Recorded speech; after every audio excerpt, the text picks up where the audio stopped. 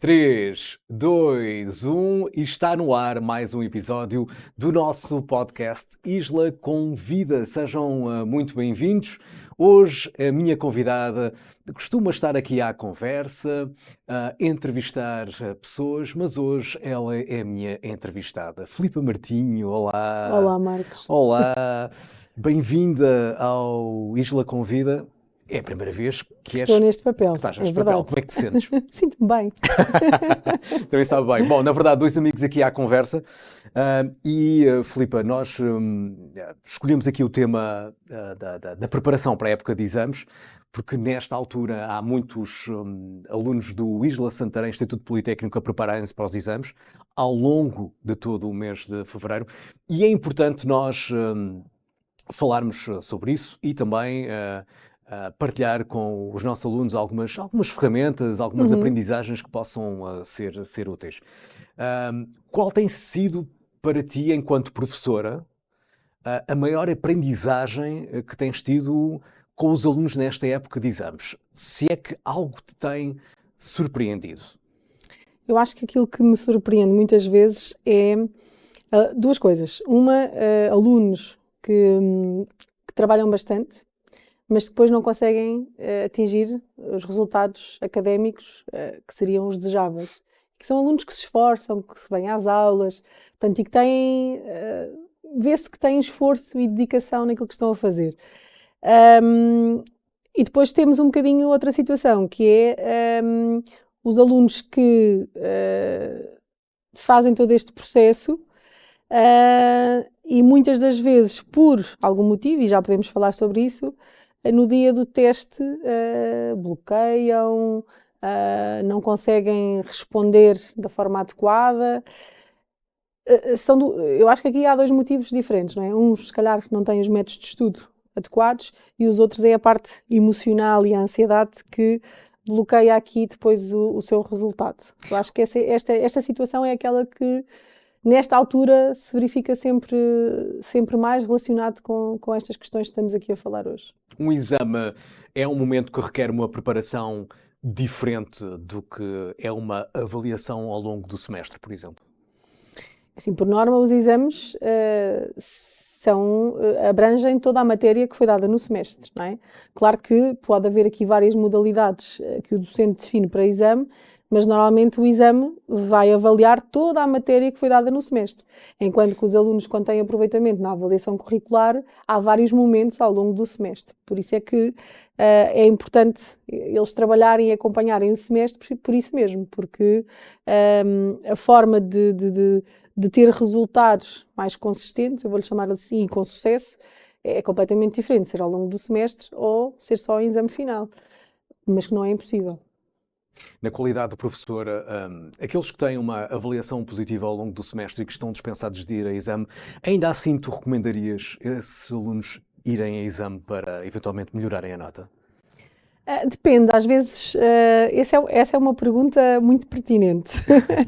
Porque depende muito, não é? Eu às vezes na brincadeira digo-lhes, vocês apliquem-se durante o semestre e durante o mês de fevereiro podem ir para as Caraíbas porque estão de férias, entre aspas, não é? Porque é um mês que quem fizer tudo durante o semestre está livre. Depende, eles não podem fazer em fevereiro, só podem depois fazer melhoria em setembro. Já tive vários alunos com essa questão e às vezes faço-os refletir se vale a pena, não é? Porque depende daquilo que a cadeira vale na média final. E hoje em dia, com todas as interrogações, que vale uma média de final de curso. Há outras competências para além de uma nota final. Portanto, eu acho que depende muito, não é? Se é uma cadeira que vale poucos ECTS, acho que o aluno deve ponderar se os recursos que está a gastar em termos de tempo, não é? De meta, etc., com aquele exame, se não tem que se concentrar, se calhar, durante o semestre, outras disciplinas que até valem mais para a sua média final. Há pouco falavas nas razões que podem levar um aluno a bloquear na hora de fazer o exame. O que é que pode estar na origem desse bloqueio? Também uma questão física que muitas vezes não é tida em conta, o dormir mal, ter uma má alimentação, isso também eventualmente contribuir para esse Há bloqueio? vários fatores, para além do estudo, que contribuem para o sucesso académico, não é? Apesar de todos nós já fomos estudantes e sabemos que nessa fase da nossa vida há fatores que nós não priorizamos, como se calhar agora nós, passado estes anos, priorizamos, mas que são fatores importantes, nomeadamente uma boa noite de sono, uma boa alimentação, algum método de estudo e algum planeamento. Estou a dizer isto porque é normal que um aluno que se prepare na véspera, se calhar não tenha os mesmos resultados que um aluno que se prepare durante um conjunto de dias. Claro que isto depois depende de outros fatores, depende da capacidade de cada aluno, depende aqui de outras variáveis, mas a questão da questão do descanso, de um sono retemperador, de uma boa alimentação e de ter métodos de estudo que resultem, porque eu acho que essa é a questão, é que às vezes os próprios alunos não sabem o método que é adequado para estudar, não se estuda, por exemplo, uma cadeira ou uma disciplina que implica compreensão, não é? É como eu vejo muitas vezes que eles não estão a compreender, eles estão a decorar, não é? E como nós sabemos, quando decoramos alguma coisa, naquele dia o nervosismo, a ansiedade, etc., se há ali um bloqueio, há uma amnésia total, não é? Quase em relação àquilo que tinha sido o estudo. Portanto, esse é um fator. E depois podem haver outros, não é? A questão da fadiga também, não é? Uma pessoa... é inevitável que a fadiga afete o desempenho académico. Isto já não é o tempo de se fazer uma direta antes de um exame. Não, já estamos noutra, Eu acho que neste momento, apesar de alguns alunos o fazerem, acho que nós, se calhar, na nossa altura não tínhamos aqui o conjunto de informação e ferramentas que há hoje. E com as ferramentas que estão disponíveis hoje em dia e a quantidade de informação, acho que todos deviam perceber que a direta não vai ajudar, não é? A direta é a estratégia de emergência. Claro que isto depois depende de cada perfil de aluno, não é? Há alunos que só funcionam em cima do prazo, não é? Que precisam daquele stress para ter um desempenho, ou seja, para ativar aquilo que é o seu desempenho, porque andam alguns dias ali na fase da procrastinação, mas efetivamente o perfil do aluno tem aqui uma influência, mas independentemente disso, acho que todos deviam trabalhar no sentido de perceber que o próprio estudo tem que ser planeado. E para um professor, na hora da correção do exame, como é que um professor consegue perceber o que foi decorado e o que foi verdadeiramente entendido? Claro que depende do tipo de teste que estamos a falar, não é? Mas é possível, é muito possível. Até porque nós, ao longo do semestre, acompanhamos os alunos, não é? Eu quando estou a corrigir um teste, conhecendo os alunos, eu tenho plena consciência que aquilo foi decorado e no dia do teste foi ali transcrito, ou um aluno que percebe, vai a outro nível de profundidade da questão, não é? Não se fica só por aquilo que lê, por exemplo, nos PowerPoints do professor, vai dar exemplos, articula as matérias,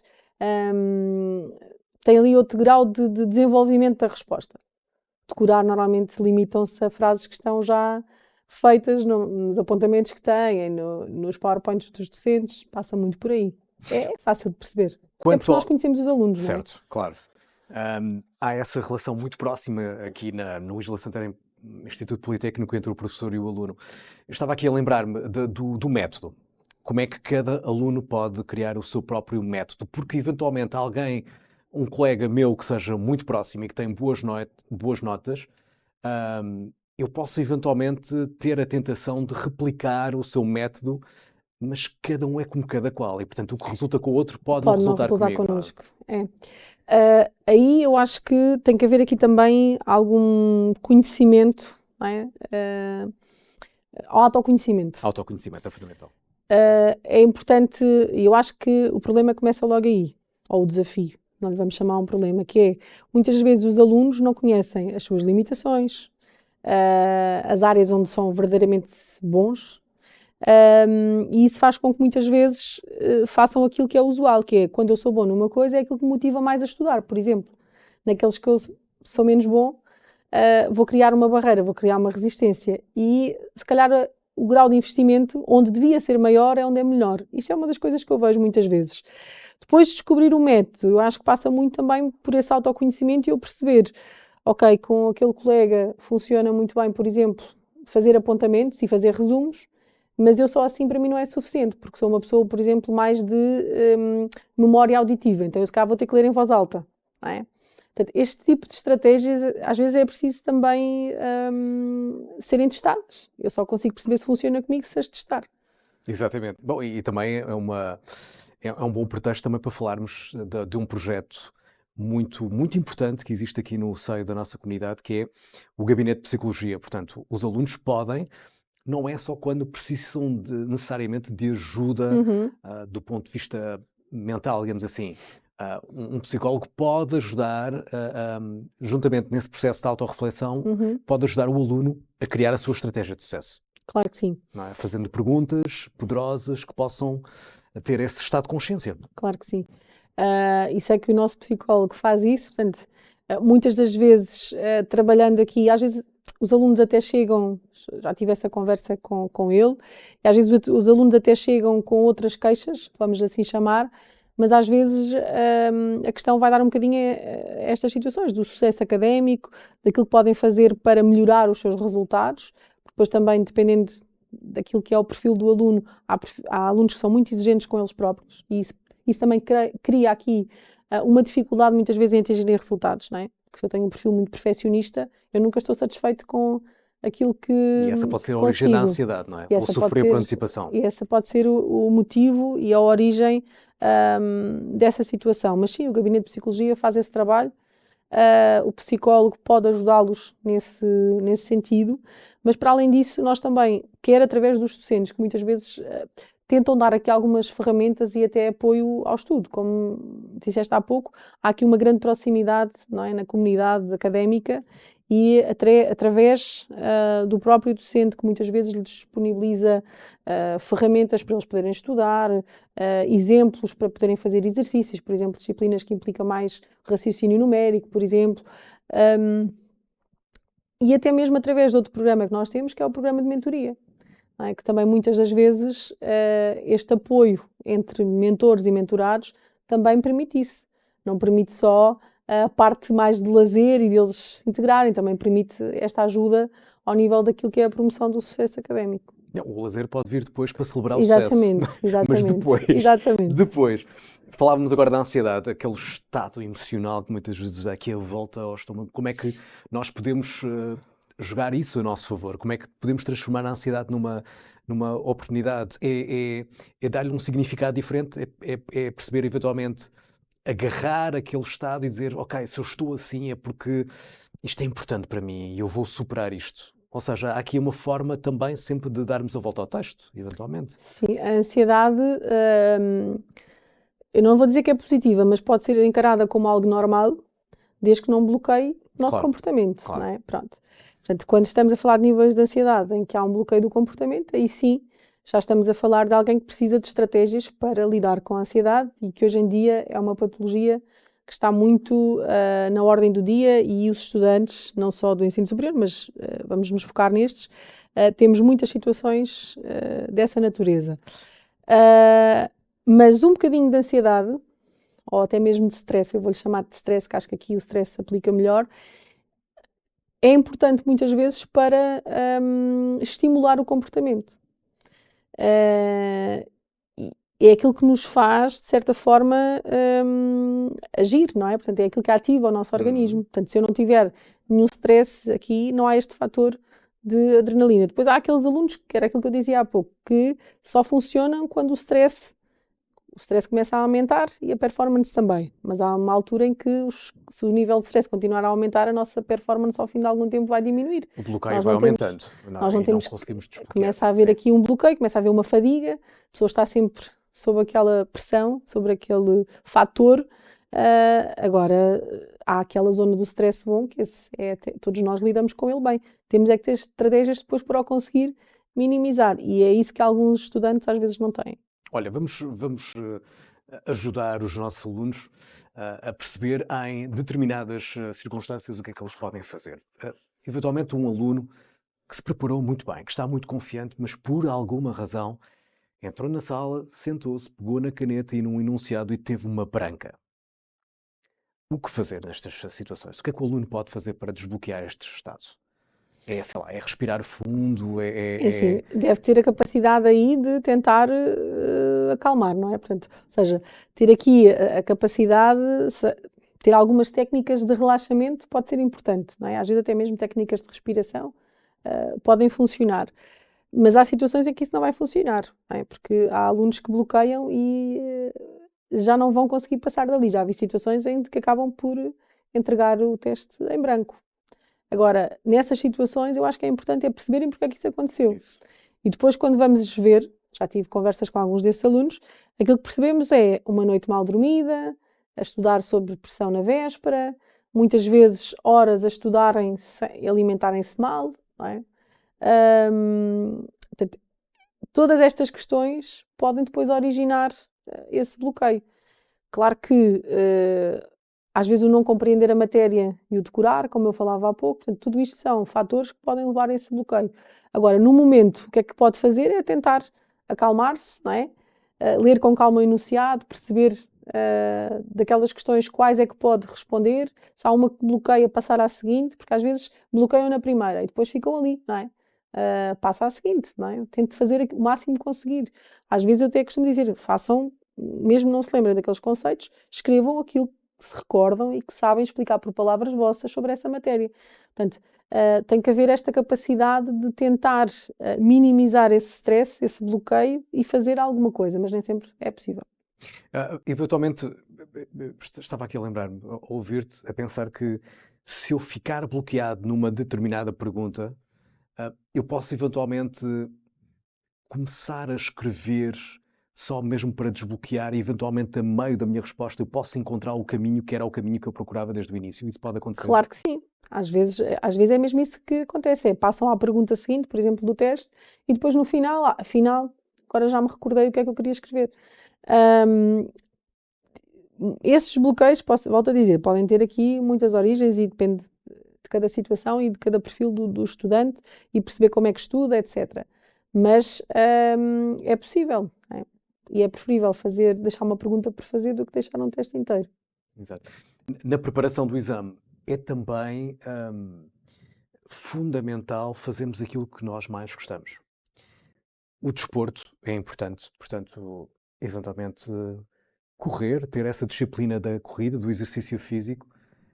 Ou se eu de facto gostar muito, muito de ver uma série em streaming, eventualmente eu posso fazê-lo, porque aquilo vai-me deixar relaxado. Isso faz sentido para ti, Filipe? Claro que sim. Fazer alguma coisa que eu realmente gosto horas antes do exame, em vez de eu estar pressionado até à hora do exame, que não posso largar isto. Aliás, há quem defenda que nas últimas horas já não é para olhar para nada, não é? O que já se estudou, está estudado. Portanto, e deve-se dedicar o tempo a descansar e essencialmente a fazer coisas que gostamos para estimular aqui toda esta produção das hormonas de bem-estar, de satisfação. O problema é que nem sempre os alunos organizam os seus dias desta forma, não é? Muitas das vezes faz muitas coisas que se gostam e deixa-se o estudo para o fim. Tá bem. Portanto, aí é importante esse equilíbrio. E claro que sim, as atividades esportivas, as atividades de lazer, portanto, tudo aquilo que nos cria bem-estar e satisfação é importante, até mesmo para estimular a nossa memória, para estimular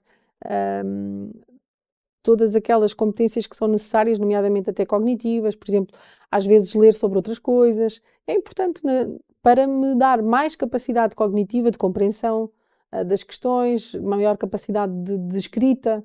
E às vezes acho que não têm essa noção, ou pelo menos não organizam as coisas dessa forma. E a nível da organização, é muito importante, eventualmente, uma mensagem para aqueles alunos que, por norma, uma época de exames dura um mês, verdade?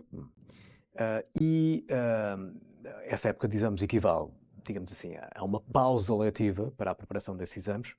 O que é que nós podemos dizer àqueles alunos que só têm, eventualmente, 1 ou 2 exames e o calendário marca essas avaliações para o final do mês?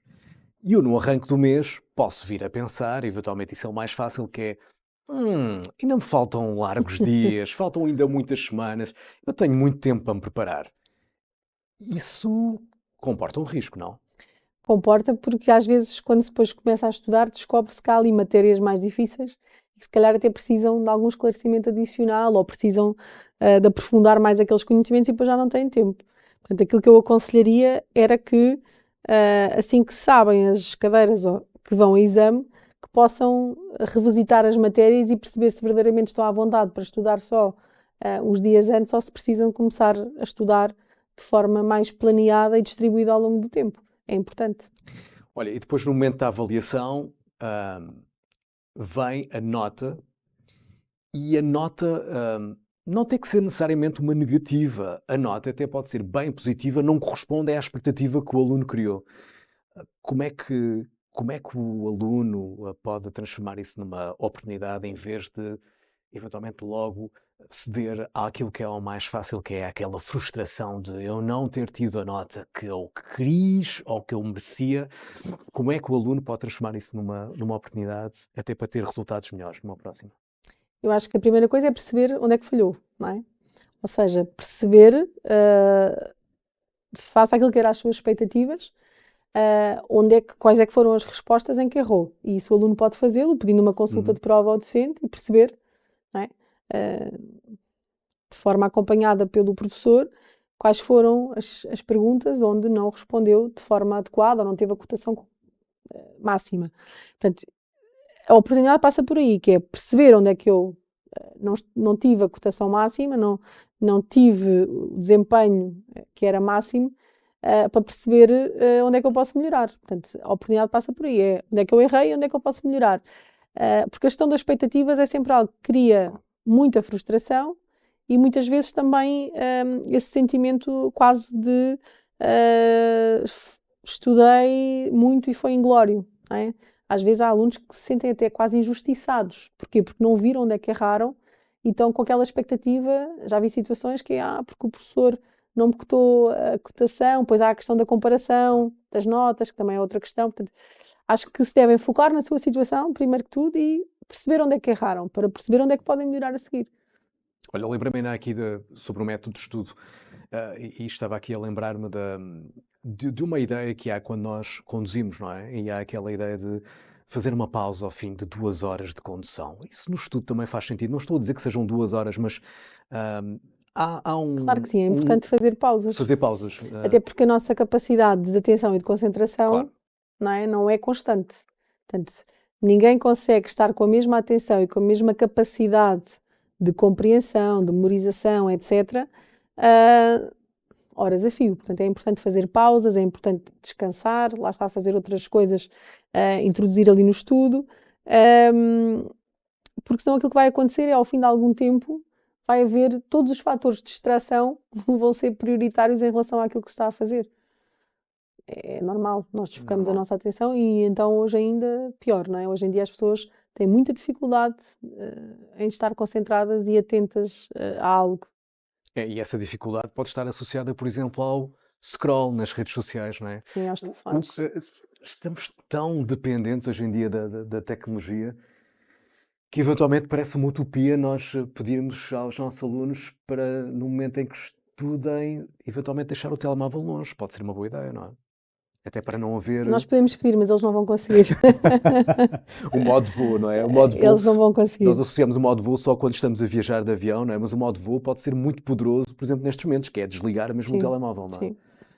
É muito importante. É porque é um fator de distração constante, claro. não é? Hoje em dia fala-se muito destas questões da hiperconectividade, portanto as pessoas têm esta necessidade, é quase como uma dependência do telefone e isso faz com que parem, não estou a ver, mas quase que adivinho que param várias vezes quando estão a estudar para fazer o tal scroll, para ver uma mensagem no WhatsApp, por exemplo, e isso faz com que a sua atenção seja desviada para aquela situação. E estes momentos contínuos de distração faz com que aquilo que podia ser o estudo ou a rentabilidade do seu estudo seja muito mais reduzida, isso não há dúvida nenhuma sobre isso. Podem fazer uma exceção no telemóvel se for para ouvir o nosso podcast Isla Convida. Exatamente, ou para ir ao Moodle consultar as matérias. Também. Olha, uma última questão antes de fecharmos a conversa. Estava aqui a lembrar-me das épocas de exames que ficam mais longe dos semestres. Ou seja, há um aluno que ainda não conseguiu passar uma cadeira, que eventualmente faz uma primeira época de exames e não consegue passar à cadeira, e tem que ir a uma outra época de exame, mas em nessa setembro. época de exame, eventualmente já passaram muitos meses Uhum. desde as aulas. Que conselho é que tu darias a esses alunos que de repente, meses depois, chegam a uma nova época, já tão longe do momento em que tiveram aulas e que têm que eventualmente reavivar aquela matéria, aqueles conteúdos? O que é que gostavas de lhes dizer, se é que há algum aluno nosso que está a ouvir a nossa conversa e que esteja nessa situação agora? Sim. Portanto, isso acontece normalmente quando os alunos deixam cadeiras para a época de recurso e que vão aos exames em setembro. E aí já passou, muitas vezes, às vezes já passou um semestre, não é? Pois. Exames de primeiro semestre que são feitos em setembro. Aí o que eu aconselho é, primeiro, o aluno perceber, lá está, o que é que errou no exame que fez, porque é que não conseguiu ter o aproveitamento para passar à cadeira e aplicar-se nesses conteúdos, porque às vezes há uma má preparação ou não há uma preparação adequada nos conteúdos que são os mais importantes, não é? Devem estar para 20, efetivamente, e não estudar só para passar ao exame.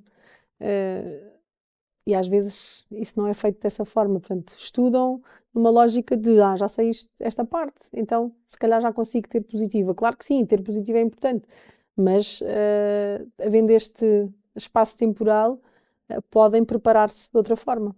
Muito bem. Final de conversa para uma última mensagem, Filipa. Que mensagem é essa que queres deixar aos nossos alunos que por estes dias se preparam para os seus exames? Então, aquilo que eu poderia dizer é que tem que cuidar primeiro de si, do seu bem-estar. É importante estar bem. Nesta fase de exames, cuidar do bem-estar, cuidar do seu sono, da alimentação, são estratégias e ferramentas fundamentais para depois o sucesso académico ser efetivo. E durante o estudo, terem método, descobrirem, e às vezes é preciso testar. Vejam qual é que é o método que funciona convosco. Às vezes não é o método que funciona com o colega que funciona com eles. Percebam se fazer sínteses, fazer resumos, ler em voz alta, muitas vezes pedir a outra pessoa para lhe fazer questões. Podem ser várias as estratégias, mas é importante percebermos aquela que nos ajuda a compreender a matéria. Às vezes discutir com outros colegas, estudar em grupo. Há alunos que fazem isso e que têm resultado, mas primeiro que tudo cuidem um bocadinho também do seu bem-estar e não estudem só na véspera e sob pressão. Muito bem, obrigado pela conversa. Obrigada. Agora sou eu que tenho uma mensagem para todos vocês. Se viram ou ouviram esta nossa conversa no YouTube, deixem um comentário. Se viram no Facebook, deixem também um comentário. Se viram no Instagram, com a setinha, enviem esta nossa conversa para um colega vosso, para um amigo vosso que esteja agora em época de exames e que, na vossa perspectiva, esta conversa pode ser de alguma forma útil. E, portanto, sigam-nos nas nossas redes sociais, até porque há muitas e boas conversas aqui no Isla Convida, o nosso podcast, que também é videocast, nas redes sociais do Isla Santarém Instituto Politécnico. Filipa, mais uma vez, foi um gosto enorme. Obrigada, Marcos. Obrigado, e quero voltar a repetir esta experiência. É sempre eu a entrevistar e a Filipa a ser entrevistada. Exato. Obrigada. Um abraço a todos e podemos, Filipe, terminar a desejar boa sorte a todos. Exatamente, boa sorte a todos nos exames e muitos sucessos. Obrigado pela vossa presença.